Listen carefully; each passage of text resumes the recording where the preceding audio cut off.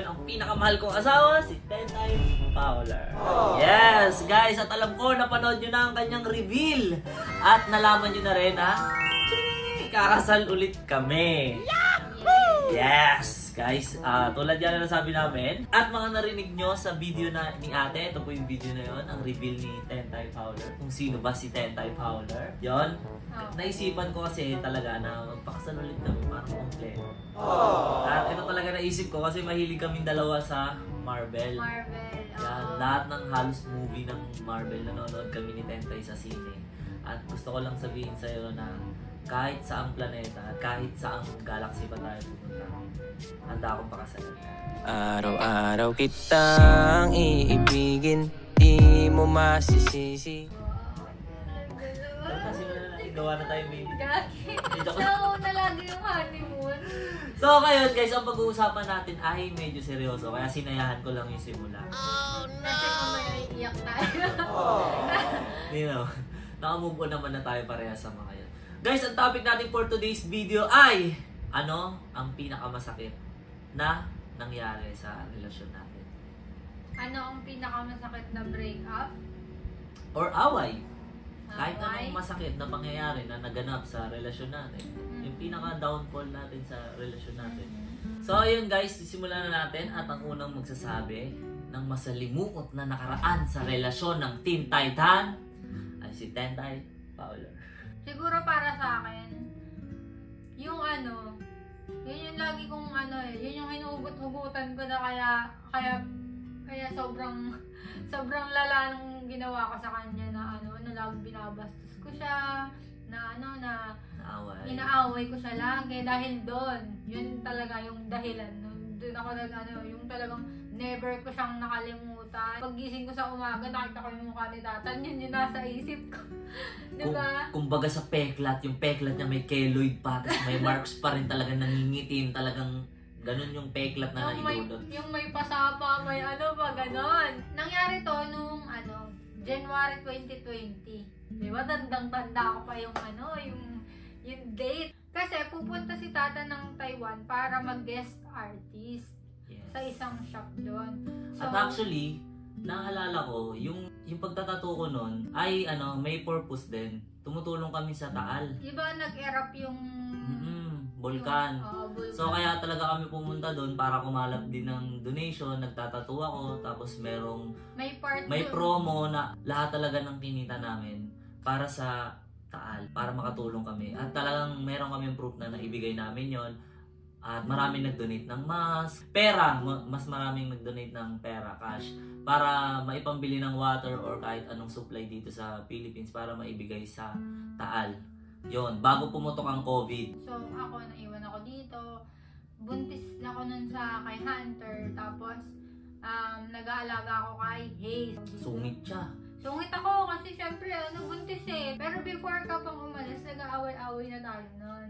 Kasi nga masungit ka. Kasi nga masungit ako. So, nung pumunta siya ng Taiwan, alam ko yung niya, messenger niya eh. Alam ko yung FB niya, alam ko yung password. Ala, si Hayes. Say hi to our vlog. We're doing a video. Say hi. You say hi. Daddy, I knock like that. You knock like that. Yes, I make noise. You make noise. Yes, you not to open me. Daddy did not open. Yes. A cow. Me. Yes, Okay. you're not to open. Mommy and Daddy is creating a video, okay? Wow. Wow. What you got shopping? What is that? Yes. This is ring. Wow. Because Daddy and Mommy are going to have a marriage. Wow. I like it. You like it? Yes, Oh. I like it. And you will be the flower girl. You will walk down the aisle like that, oh. You will shower. You will throw A lot of petals. flowers. No, because it has yan. We will Are you get excited? them. No, Why? because it's in the hatong yan. We can po si his kando yan. Hindi ko na naintindihan.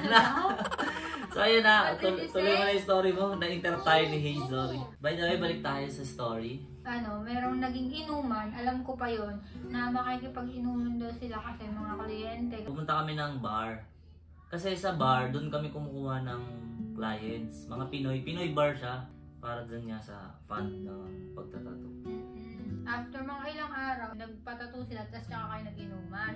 Tapos pagka nung inuman na yon, nakita pa ako noon ng mga kainuman niya. Kasi mas magka-video call kami. madalas tayo magka-video call. Sige, tulog na ako kasi nga, anong oras na, tapos sila, hinayaan ko siya makipag-inuman. Ganito. Tapos kinabukasan, may nabasa ako sa messenger na sabi niya, thank you sa t-shirt. Tapos tinanong ko siya, sabi ko, anong t-shirt yon? Tapos sabi niya, yung t-shirt daw na yon, pinairam daw dun sa babae nung boss. Tapos sabi ko, ba't sa'yo sinasabi? Ganito, ganyan. Tapos edi syempre, interrogate ako ng malala. Kasi syempre, wala ako dun sa tabi niya. Inuman pa, hindi mo alam kung ano nangyari sa inuman. Tapos after nun, lagi na siyang, yung kapag tatawag ako, ba't ka tumatawag? May ginagawa ako. Simula nun, ganun na yung, dami kong hanas na, kasi nga, yung instinct ko, may mali. So, Animal instinct. Oo, sabi ko, Galing ng mga girls sa ganyan. So, ayun nga, tapos sabi niya lagi na, wala lang yun, lang yan, kliyente lang yun, ganyan. Tapos syempre ako, hindi talaga ako, naniniwala. Hindi siya kumakalma. Oo, hindi talagang, kasi kada mag-video ko lang, kada ko, talagang, Iniikot ko siya sa shop. Sino yung tao dyan, sino yung dyan, kasi, syempre, hindi kami okay. Nasanay din ako sa kanya na na syempre maitsura nga siya. So, madaming lumalande na na kahit na alam na may asawa, na may jowa, pa din, go pa rin.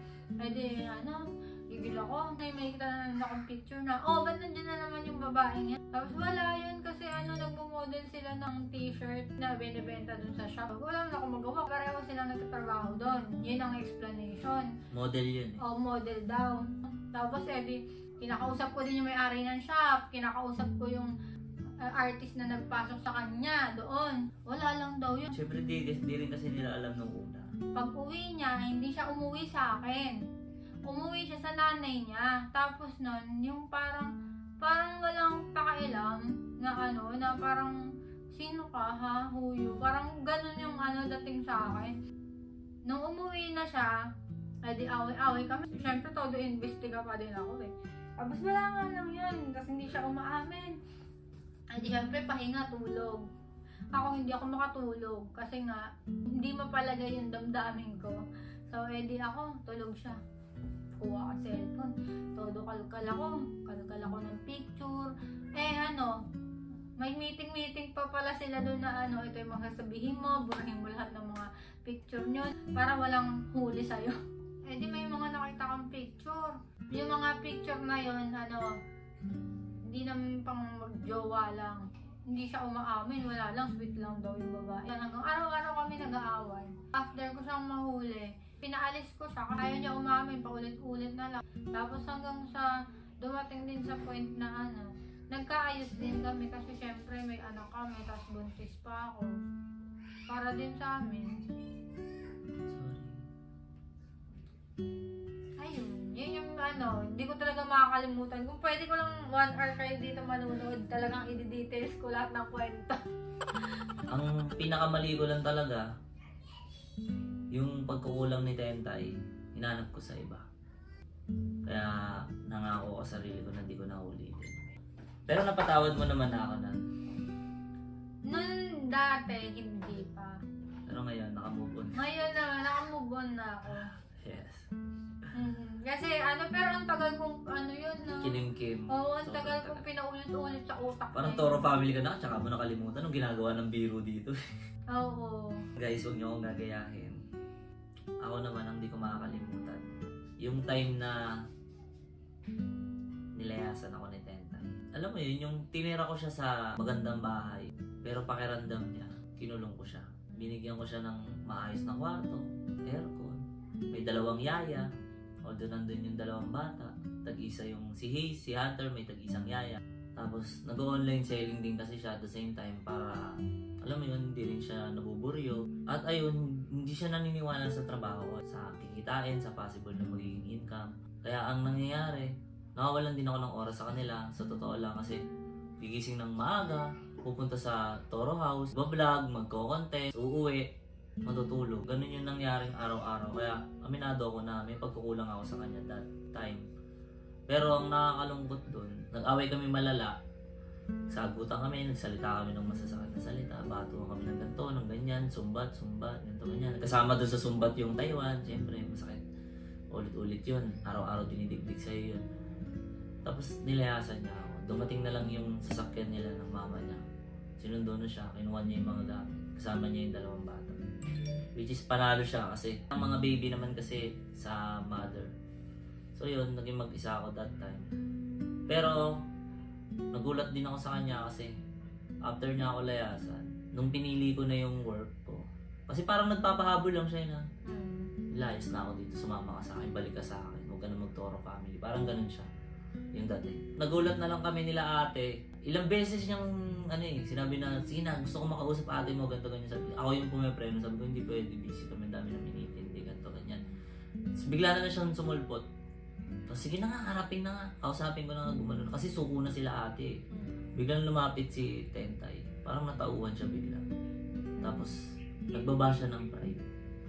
Na instead na nagbi-business siya, mas hiniling niya kila ate na pwede ba ako maging Toro family para makasama ko sa work yung asawa ko.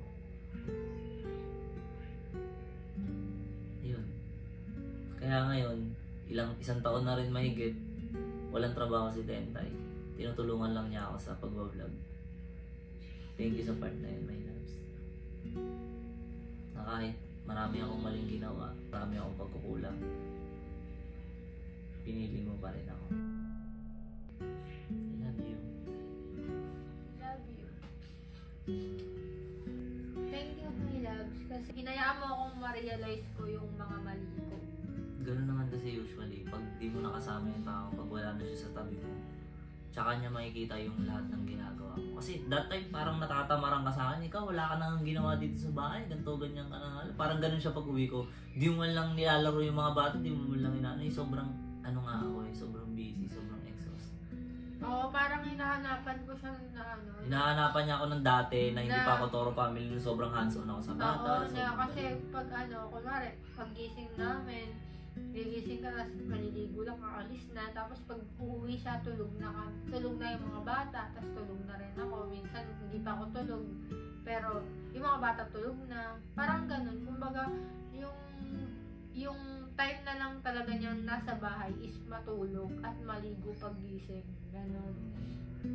Kaya sabi ko, ang demanding ko nun. Iniisip ko din kasi siyempre si Hiss tsaka si Hunter, siyempre Natututo magsalita. Oo, yung mga achievement ng mga bata na, ay, naglalakad si Hunter. Oo, naglalakad si Hunter. Tapos naglalakad siya. Ito, hindi niya alam na naglalakad na pala. Nagulat na lang ako, naglalakad na pala yung anak ko. Mga ganon. Yun, sorry sa part na mga pagkukulang ko. Hindi naman kita masisi kasi na-baby naman talaga kita eh. Magjowa pa lang tayo. Sobrang caring ako sa'yo hanggang sa ikasal tayo, hanggang sa magkaroon tayo ng anak. Sobrang inaalagaan kita. Kaya nung nag-focus ako sa pagtatrabaho, alam ko na nagkulang ako sa'yo na hindi ka sanay din kasi hindi kita pinalaking strong eh. Oo, kasi nasanay ako na lagi kami magkasama. Kasi hindi kami mapaghiwalay kasi since high school, magjowa na kami. So, lahat ng free time namin, magkasama kami. Nung nagkaroon ng time na hindi kami magkasama ng matagal, na wala na siyang oras, syempre, hindi ako sanay eh. Tsaka Superman kasi ako dati. Isipin mo, nagtatrabaho ako sa company, as a liaison officer, nag-aaral ako, naaasikaso ko pa siya, buntis, tapos may anak pa kami. Buntis ka pa lang kay Hunter, tapos may anak kami kay Haze. Yun. Napagsasabay-sabay ko yun, hindi ako nakawala ng time sa kanila. Robot ako nun eh. Kaya lang this time kasi, ang vlogging kasi, pag-iisip ng content, hindi lang to kasi about sa lumalabas sa channel ko. Siyempre, lumalabas din ako sa channel ng bawat Toro family member. At 10 kami nagbablog.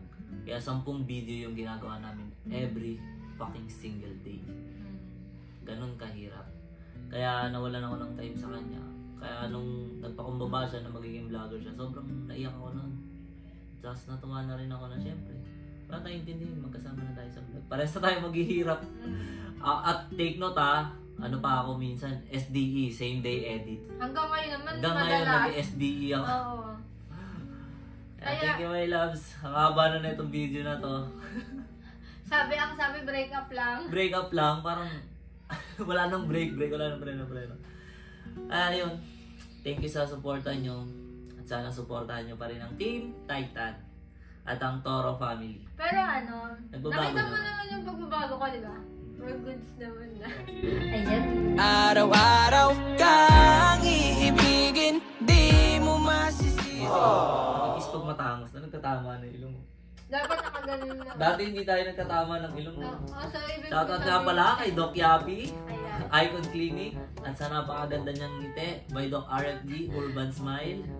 Siyempre sa Chupable Lips, Chupable lips. kay Doc Marsha, sa napakagandang hair, ng Glam Squad Salon. Siyempre sa maganda niyang pilik mata, kay Asia's Lashes, Tomas. At para sa makinis na skin by Fab. At siyempre sa Healthy Tummy, by Fowler Sisters Online Palengke. Palengke. Yun lang, maraming salamat. I hope nag-enjoy kayo sa aming video. Please Like and subscribe! So, alam mo yun, yung habang nagre-reminisce ako, parang nababadrip uli ako. Ay, Mas gusto ko maging baliw kung nananaginip ng gising.